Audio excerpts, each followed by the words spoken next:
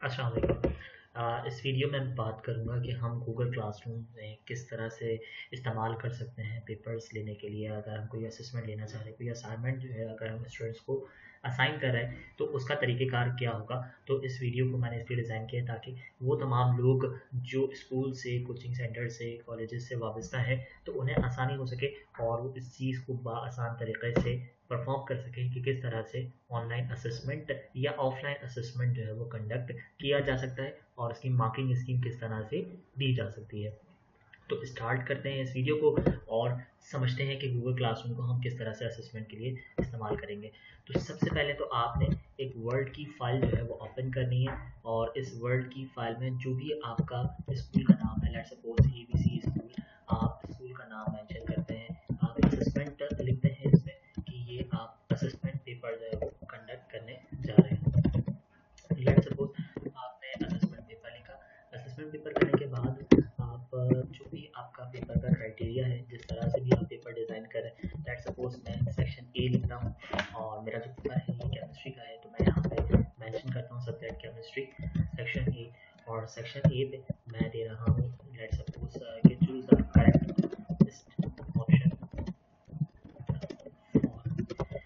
Each of the following statement. तो ये मैंने क्वेश्चन लिखा और इसके बाद मैं कोई भी स्टेटमेंट लेट सपोज यहाँ पे लिख देता हूँ। तो मैंने यहाँ पे जितना मुझे लिखना था वो मैंने सेक्शन ए के अंदर ये पूरा पैराग्राफ बच्चों को दे दिया।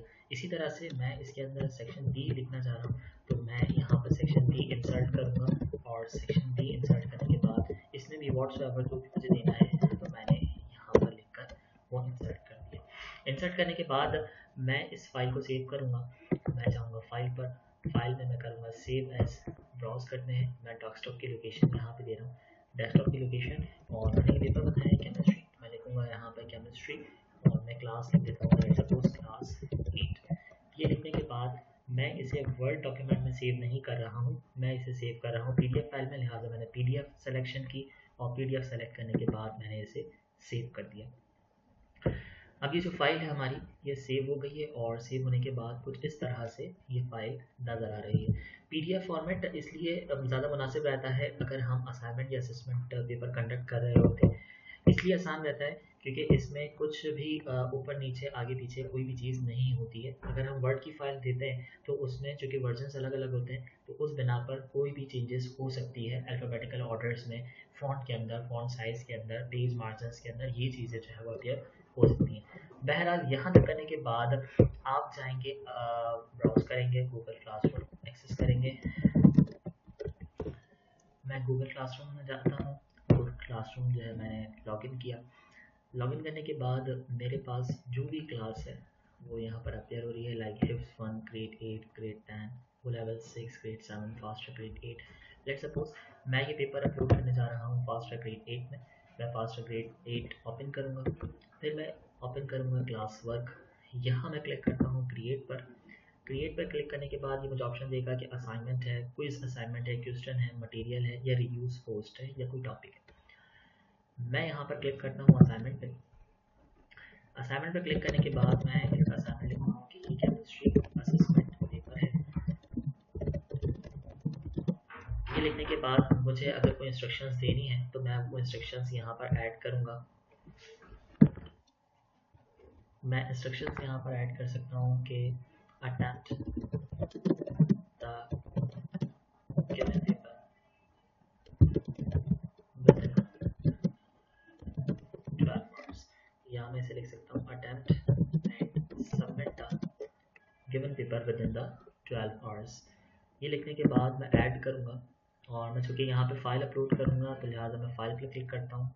फाइल पर क्लिक करने के बाद मेरे पास ऑप्शन है कि मैं रिसेंट कोई फाइल यूज़ कर रहा हूँ, मुझे अपलोड करना है सिस्टम से ड्राइव में। ब्राउज़ करता हूँ मैं, डेस्कटॉप पे मैंने सेव किया था लिहाजा मैं डेस्कटॉप पे जाता हूँ। पेपर का मैं नाम लिखता केमिस्ट्री क्लास 8, केमिस्ट्री क्लास 8। ये मैं अपलोड कर रहा हूँ। यहाँ तक का काम जो है वो मुकम्मल हो गया अपलोडिंग का। अच्छा, इसके बाद शेयरिंग सेटिंग्स में ये कुछ ऑप्शंस आपको दे रहा है कि स्टूडेंट जो है वो सिर्फ व्यू कर सकते हैं, एडिट कर सकते हैं या स्टूडेंट जो है वो तमाम स्टूडेंट्स के पास एक कॉपी जाए। तो ये हमारे पास कुछ ऑप्शंस हैं, इस पर हम क्लिक करते हैं। तो मैं यहाँ पर लिखूँगा कि स्टूडेंट्स कैन व्यू फाइल यानी कि स्टूडेंट जो है वो सिर्फ व्यू कर सकते हैं, इसमें कोई एडिटिंग फॉर्मेटिंग जो है वो कैंडिडेट्स नहीं कर सकते। मैं इसके पॉइंट्स कर देता हूँ कि मैंने इस टेस्ट के जो मार्क्स हैं वो 10 रखे हैं। ड्यू डेट अगर मैं लगाना चाह रहा हूँ तो मैं यहाँ पे लिख देता हूँ कि ड्यू डेट मतलब मैं आज ये काम 9 तारीख को असाइन कर रहा हूँ और मैं चाहता हूँ कि 10 तारीख तक ये काम सबमिट हो जाए, उसके बाद ये असाइनमेंट में कोई सबमिशन नहीं हो। तो मैं यहाँ पे ड्यू डेट भी मेंशन कर सकता हूँ कि 11 तारीख, 12 तारीख या जो भी तारीख आपने मेंशन करनी है तो वो तारीख भी मेंशन कर सकते हैं। मैं यहाँ पे 15 डेट जो है वो मेंशन कर देता हूँ। इसी तरह से अगर आप टॉपिक जो है डेफिनेटली आपने सेलेक्ट करना होगा कि मैंने टेस्ट केमिस्ट्री लेना है, कंप्यूटर लेना है, तो ये उसी इंडिविजुअल सब्जेक्ट के अंदर जाकर ये असाइनमेंट सबमिट होगा। लिहाजा मैंने केमिस्ट्री यहाँ पे क्लिक किया। क्लिक करने के बाद मैं इसे असाइन करने जाता हूँ।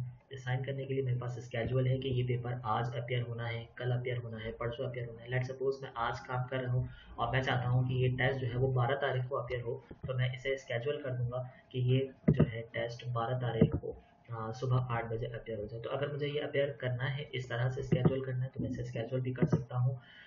इसी तरह से मैं इसे ड्राफ्ट में भी सेव कर सकता हूँ कि बाद में मुझे इसके अंदर कोई चेंजेस करनी हो तो मैं इसे सेव करके बाद में भी काम कर सकूँ, या मैं इसे असाइन कर रहा हूँ राइट नाउ। इसी तरह से एक ऑप्शन डिस्कार्ड का भी है, मतलब मुझे इसके अंदर चेंजेस बहुत ज़्यादा करनी है या मुझे दोबारा से काम करना है, तो मुझे इस पर काम करने से बेहतर है मैं दोबारा काम कर लूँ और इसे डिस्कार्ड कर दूँ। तो बहरहाल मैं असाइन पर क्लिक करूँगा। मैं असाइन पर क्लिक करता हूँ तो ये जो मटेरियल था ये तमाम कैंडिडेट्स तक असाइन हो चुका है। तो उम्मीद करता हूँ कि आपको ये वीडियो समझ में आई होगी। अगर किसी को समझ में नहीं आई तो कमेंट सेक्शन में मुझसे पूछ सकते हैं। Wish you all the best of luck.